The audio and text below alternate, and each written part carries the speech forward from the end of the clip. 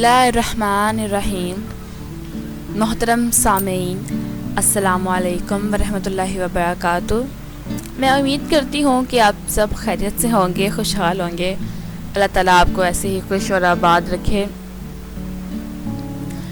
हज़रत लूत की कौम पर जैसा कि बदफेली की वजह से अल्लाह ताला ने अपना अज़ाब नाज़िल किया, और इसके अलावा भी सल्तनत रोम की एक और कौम है जिस पर अल्लाह ताला ने बदफेलियों की वजह से अज़ाब नाज़िल किया।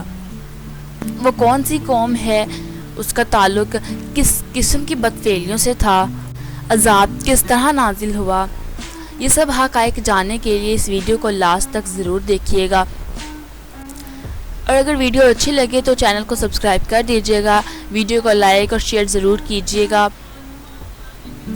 जिस शहर पर अल्लाह ताला ने अपना अज़ाब नाज़िल किया उस शहर का नाम है पोम्पाई। ये सल्तनत रोम का बहुत ही पुराना शहर है। जब माहिरीन ने सल्तनत रोम के एक पुराने शहर की दरियाफ्त की तो इनको मालूम नहीं था कि ये कौन सा शहर है, समुंदर के नीचे ये शहर क्या कर रहा है और ये शहर कैसे बना हुआ है। पहले तो ये एक मौमा रहा, बाद में तहकीक से पता चला कि ये रोम का बहुत ही पुराना शहर पोम्पाई है। इस शहर को एक आर्किटेक्ट डोमिनिको फांटाना ने दरियाफ्त किया, जो कि एक बहुत ही मशहूर आर्किटेक्ट भी रह चुका है। 1709 में इस आर्किटेक्ट ने इस शहर को दरियाफ्त कर लिया था, लेकिन तहकीक का मुकम्मल तौर पर पूरा निज़ाम 1748 में शुरू किया गया। इस शहर की तबाही एक ज़लज़ले और आतिश फ़शां पहाड़ के फटने से हुई। माहिरीन ने इसकी जांच पड़ताल की तो मालूम हुआ कि ये शहर बदफेलियों के लिए मशहूर था। यहाँ जिस्म फरोशी आम थी, लोग इखलाक के दायरे से गिर चुके थे और इनमें जायज़ और नाजायज़ का तस्वुर ही ख़त्म हो चुका था।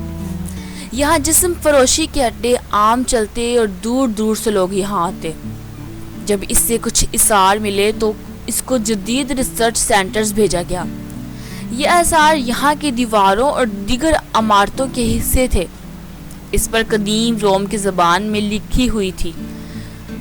जो इसकी लिखाई का तर्जमा किया गया तो मालूम हुआ कि इन पर बेहुदा अशार लिखे गए हैं, जिससे इस कौम की अखलाकियात, तहजीब और सकाफ़त का अंदाज़ा बखूबी लगाया जा सकता है। सल्तनत रोम का शहर पोम्पाई भी हज़रत लूत अलैहिस्सलाम की कौम जैसे बदफेलियों का शिकार था, और इनका अंजाम भी लूत अलैहिस्सलाम की कौम जैसा ही हुआ। इस शहर की तबाही भी एक आतिश फ़शां पहाड़ के फटने से हुई, और इससे निकलने वाले लावे ने शहर के मकीनों को अपनी लपेट में ले लिया। ये तबाही इतनी ज़्यादा शदीद और अचानक थी कि ऐन दिन के वक्त ज़िंदगी उसकी लपेट में आ गई, और आज भी उसके आसार उसी तरह मौजूद हैं। ऐसा मालूम होता है कि वक्त के धारे को मंजमद कर दिया गया है। दी गई तस्वीर में किसी मुजस्मे साज का फ़न नहीं, बल्कि पोम्पाई शहर के वो बासी मुजस्मात हैं जो आतिश फ़शां का शोर सुनकर भी फरार ना हो सके। और शहर की खुदाई के दौरान एक ऐसा ख़ानदान भी दरियाफ्त किया गया जो खाना खा रहा था और उसी हालत में उन्हें अजाब ने आ घेरा। उनके साथ उनका खाना और खाने के बर्तन भी पत्थर में तब्दील हो गए। खुदाई से निकलने वाले अक्सर चेहरे सही और सालम हैं, और इनके चेहरे पे बुखलाहट, खौफ और परेशानी वाज़िया तौर पर देखी जा सकती है।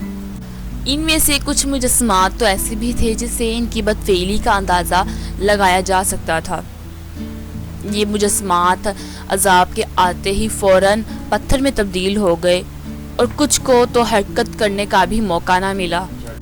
बहुत से मुजस्मात को म्यूज़ियम में रख दिया गया है, जबकि कुछ मुजस्मात उसी शहर में मौजूद हैं, और बहुत से रिसर्च सेंटर आज भी इस शहर पर मुकम्मल तौर पर तहकीक कर रहे हैं और मालूम करने की कोशिश कर रहे हैं कि उस आफत ज़दा दिन में एग्जैक्टली हुआ क्या था।